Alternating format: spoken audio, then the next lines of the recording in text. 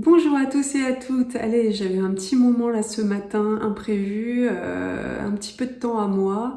Donc je me suis dit tiens, je vais faire la vidéo tant attendue peut-être pour certains concernant la petite expérience que j'avais postée sur YouTube il y a quelques semaines. L'idée était donc de faire une technique d'association libre où dès lors que je disais le mot mort, et ben vous deviez penser à un mot, une idée, une image. Vous avez été quelques-uns à répondre, donc déjà je vous remercie beaucoup. Je vais commencer déjà par citer un petit peu toutes les réponses que j'ai eues. Alors il y en a certaines qui sont assez attendues, on dira peut-être, et puis d'autres qui sont assez originales, même d'autres assez rigolotes, je pourrais dire. Donc je vais les citer un petit peu. Alors je vais tourner la tête juste pour lire un petit peu les commentaires sur YouTube. Donc alors en réponse, j'ai donc eu Antise, Belleville, la vie, une fourchette, mon chat qui est mort, un ange, le paradis, les îles Maurice, la faim, le fer, F-E-R, un personnage avec une grande blouse noire, un arbre, le travail, la vie, alors la vie c'est revenu plusieurs fois, le crâne, le travail encore une fois, et voilà. Donc je vais faire de mon mieux pour interpréter tout cela et puis on y va, c'est parti. Alors il y a eu une réponse qui est revenue souvent, c'est la réponse la vie. Voilà, il y a plusieurs personnes qui m'ont répondu la vie. Donc en fait c'est quand même un paradoxe avec la mort évidemment, parce que dès lors qu'on va penser à la mort, on va penser à la vie. En fait il n'y a pas de mort sans vie, il n'y a pas de vie sans mort, donc finalement tout de suite en association on pense au contraste. En fait cette réponse la vie pourrait aussi amener une forme d'optimisme, parce que bon voilà, la mort c'est pas quelque chose de très joyeux quand on y pense. Finalement de penser à la vie directement c'est aussi une manière d'aller peut-être pas contre, mais en tout cas de redonner de la valeur à la vie et de penser plutôt au mot vie plutôt que penser à l'après. En fait le but ça serait peut-être de conjurer un petit peu l'angoisse liée à la mort, quand on y pense, voilà, on va préférer même de manière inconsciente penser à la vie qu'à la mort.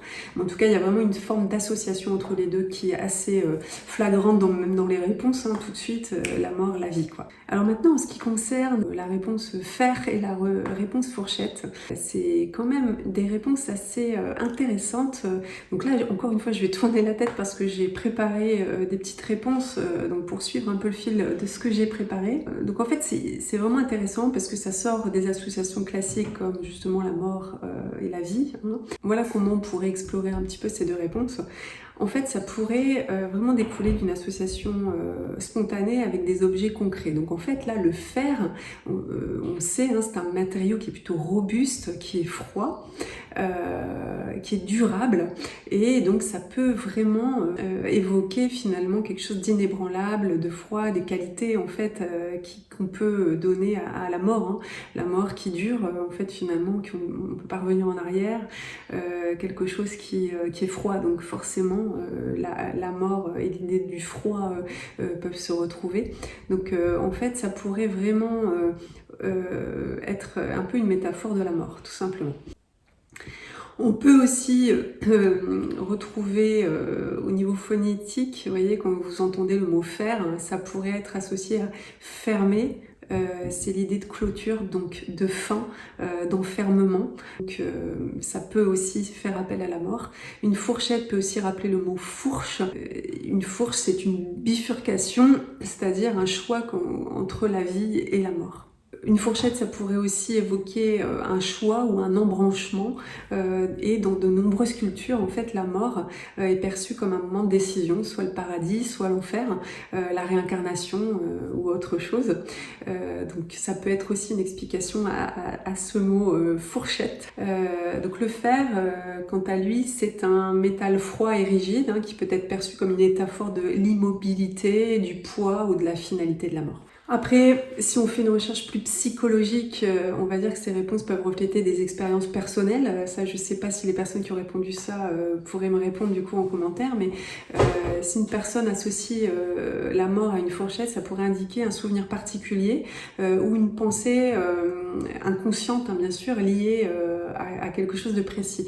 Donc ça peut être une expérience liée à un repas, à une dispute ou même un symbole de confort quotidien. En tout cas, ça pourrait rappeler quelque chose. En tout cas, voilà, moi je suis pas voyante, hein, mais en tout cas, ça pourrait rappeler quelque chose de plus concret. Après, il faut savoir, dans la culture, moi j'ai fait pas mal de recherches. Donc en fait, dans certaines cultures ou mythes, le fer est symbole de protection contre les esprits ou la mort. Par exemple, le fer à cheval pour éloigner les mauvais sorts. La fourche ou la fourchette, ça peut rappeler un outil iconique, l'outil du diable, hein, la fourche, dans les représentations classiques. Donc ça pourrait induire une dimension mythologique ou spirituelle à cette interprétation de la fourchette. Donc voilà, je ne sais pas si ces explications résonnent un petit peu chez vous. N'hésitez vraiment pas à mettre des commentaires par rapport à mes interprétations. Et puis voilà. Ensuite, j'ai regroupé 3 réponses qui sont donc hantise, mon chat mort et un ange. En fait, certaines réponses comme celle-là, elles peuvent traduire une dimension émotionnelle et personnelle par rapport à la mort. En fait, ça peut évoquer, ça je vous demande évidemment de me répondre parce que je dis pas que j'ai forcément raison, mais en tout cas ça pourrait évoquer des souvenirs douloureux. Alors forcément là, hein, avec le chat mort, là on a compris, hein, il y a eu un souvenir douloureux et il revient directement avec la perte du chat. Ensuite, par rapport à un ange, hantise, ça peut être d'ailleurs des peurs profondes, quelque chose en tout cas qui arrive tout de suite. Donc là, faudrait creuser un petit peu dans ces peurs profondes. D'ailleurs, je connais un tout petit peu, mais pas beaucoup, la personne qui a répondu hantise. Je sais un petit peu le travail qu'elle fournit sur... en fait, c'est un monsieur, hein, mais qu'il fournit sur YouTube. Et d'ailleurs, je vous inviterai à aller voir sa chaîne parce que c'est assez intéressant. Mais il fait vraiment appel justement à la peur et à la hantise. Hein. Donc voilà, d'où ça vient, je pense qu'on ne fait rien par hasard. Je sais pas dans ton histoire ce qui s'est passé, mais en tout cas, il y a certainement un rapport à la peur qui doit être particulier. En tout cas, je te laisse mettre des commentaires, hein, j'espère ne pas me tromper. Ensuite, pour la réponse ange, je pense que forcément, ça peut amener un caractère un peu plus apaisant à l'idée de mort.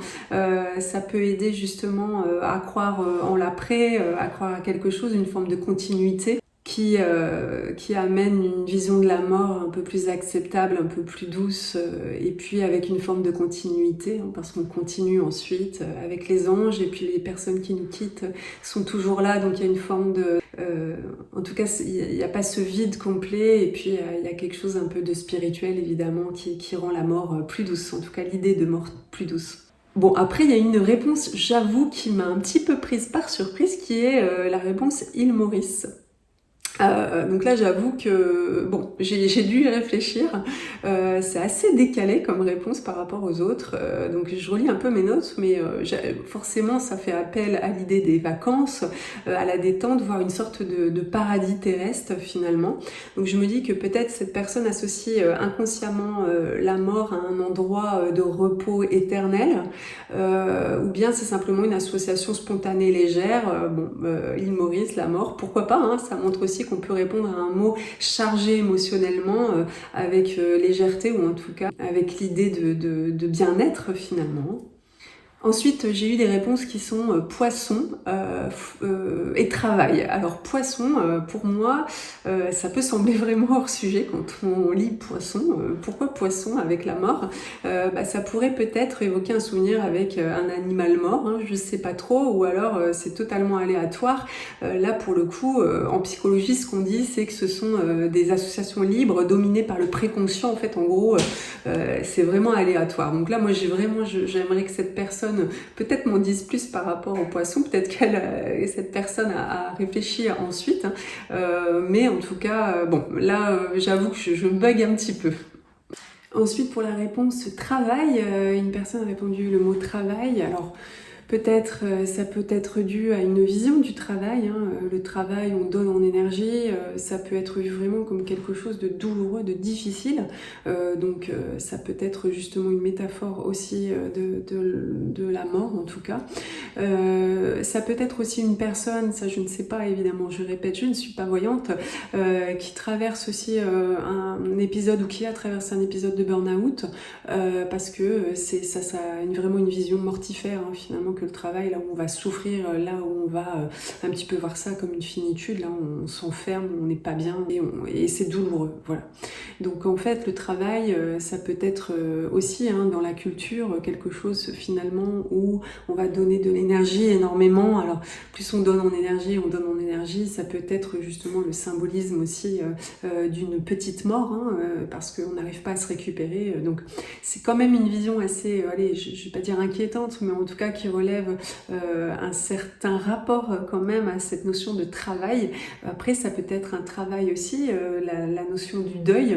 Donc on parle bien de travail de deuil. Donc c'est vraiment aussi le travail du deuil, là où on doit accepter finalement la notion de perte. Donc c'est vraiment un travail à faire, et peut-être que cette personne est sur le chemin de quelque chose. En tout cas, je la laisserai répondre en commentaire si possible pour m'indiquer un petit peu si je suis à côté de la plaque ou pas.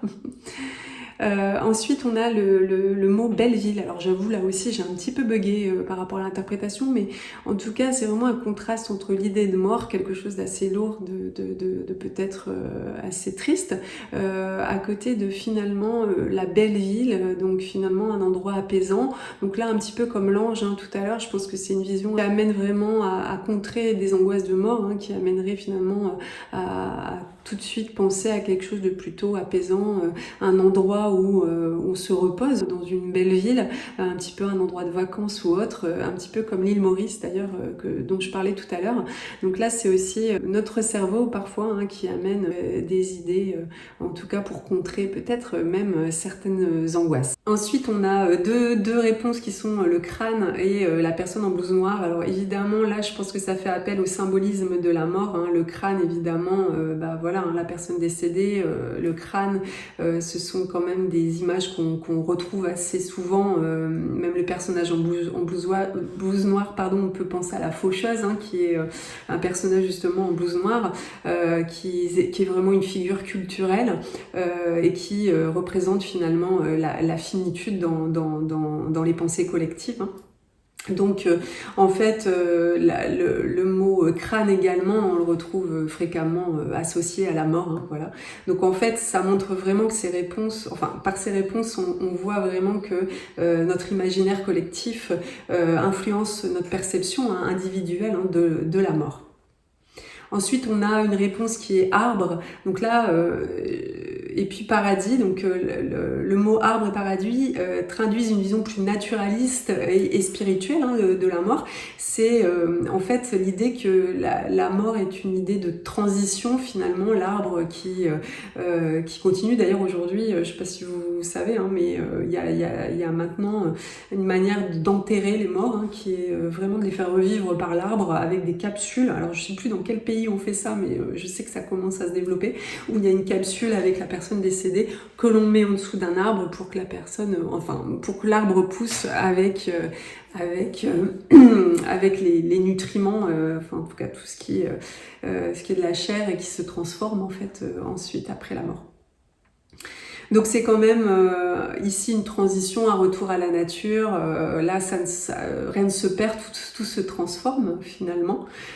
Donc plutôt que de la voir comme une fin, la mort ici, on la voit plutôt comme une transition et puis un passage finalement vers autre chose. Donc peut-être que là, ça montre chez ces personnes qui ont répondu ça une volonté de ne pas se laisser submerger par l'inconnu, de contrer cette idée de néant en fait, et de transformer ça comme un passage et une continuité où la vie continue. Donc voilà, en tout cas j'ai fait de mon mieux pour répondre à interpréter un petit peu toutes ces réponses. Ça montre vraiment que notre inconscient nous donne vraiment des clés sur comment on ressent certaines choses. Il y a vraiment des émotions assez fortes qui peuvent arriver comme ça en association libre. Donc moi je trouve ça fascinant de voir à quel point ce mot mort en fait touche à des dimensions vraiment individuelles, personnelles, différentes et même culturelles chez chaque personne. Donc en tout cas si vous entendez le mot mort, quelle est la première chose qui vous vient à l'esprit? Vous avez répondu.